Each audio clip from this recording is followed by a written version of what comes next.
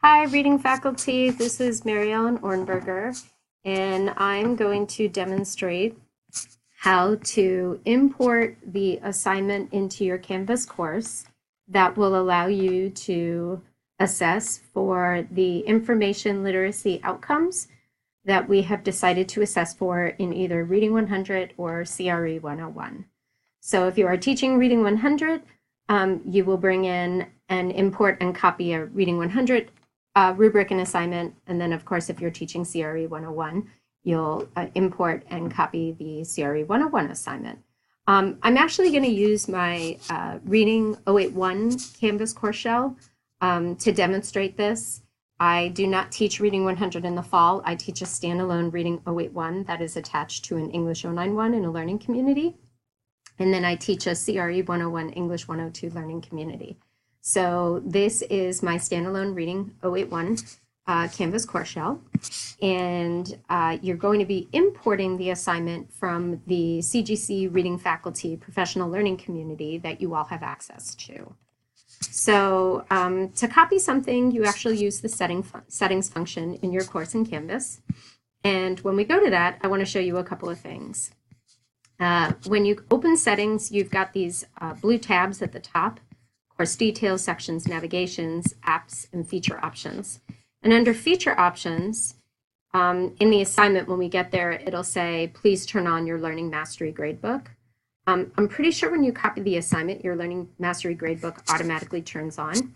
But if not, this is how you do it. You tap or click the radio button and it turns on. The other important thing to do from your settings page is to know how to use the Import Course Content button. So when you click that, you're brought to a dialog screen that asks you some functions and some understandings about what you want to import. In this case, you're going to select specific content to import from a Canvas course. So first you tell Canvas that you want to copy a Canvas course. Then you tell Canvas what course you want to use. So I'm going to use the Reading Faculty Professional Learning Community. And then I'm also going to tell Canvas that I want to select the content because I'm just bringing in one assignment. I tell Canvas to import, and then I have to select the content for Canvas. So when I hit select content, I get this other box, which is all the content in that professional learning community. And when I go under assignments, I go to major assignments, and there are the two information literacy rubric and outcomes assignment options. In this case, I'm going to use the Reading 100 one. If it were a CRE 101 course, I would use the CRE 101. I select the content, and then it will run, and this little progress bar will tell me when it's done. So we'll wait. I was playing around with it earlier today to make sure I had the directions right before I made this for you. So you can see how many times I did that.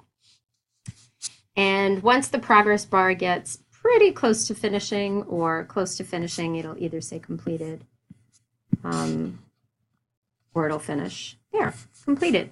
So now when I go to assignments, you'll see that I have copied the rubric and the outcomes. So I'm going to open that assignment so I can demonstrate for you how to use SpeedGrader.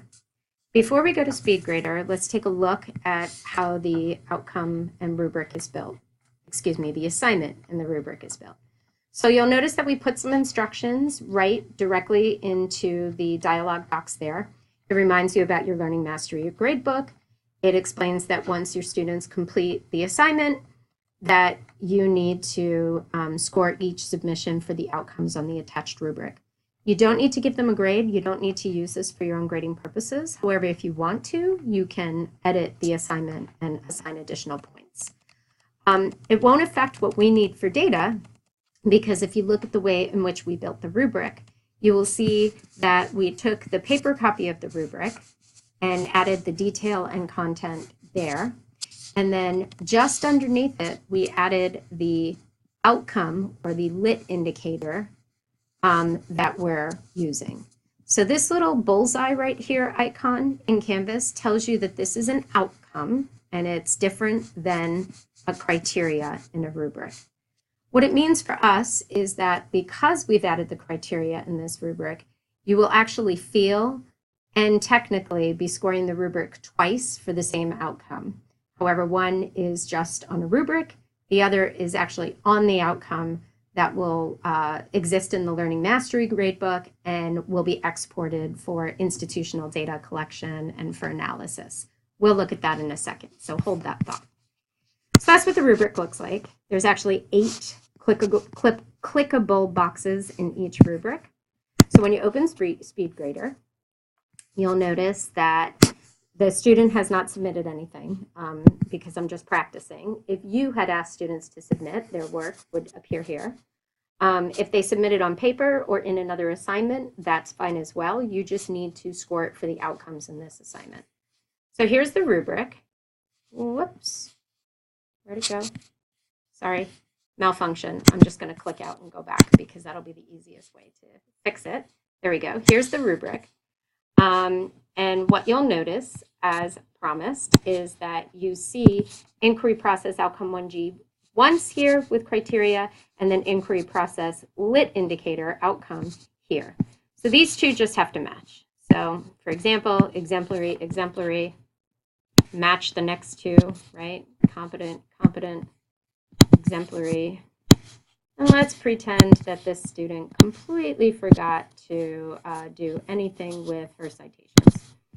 So just for example purposes to show you variation in data. Same thing for the next student.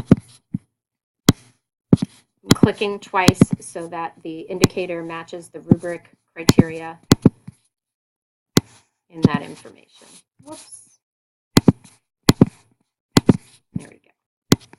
So now my criteria matches. 2, 4, 6, 8. Save. And then when I go to the gradebook, you'll notice that if you've never used Learning Mastery before, you've got a new option. Learning Mastery Gradebook is where the outcome information appears. So you'll notice that if I roll over each of these indicators, I've got different charts, different information about the indicators. And then, of course, as I scored students, we'd get more and more information.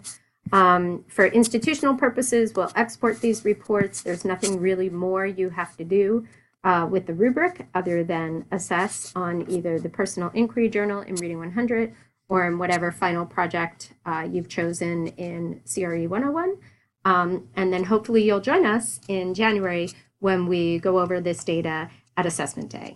If I don't see you sooner than then, have a fantastic holiday, and thank you so much for your dedication and teaching and learning to our students. Have a great day. Bye-bye.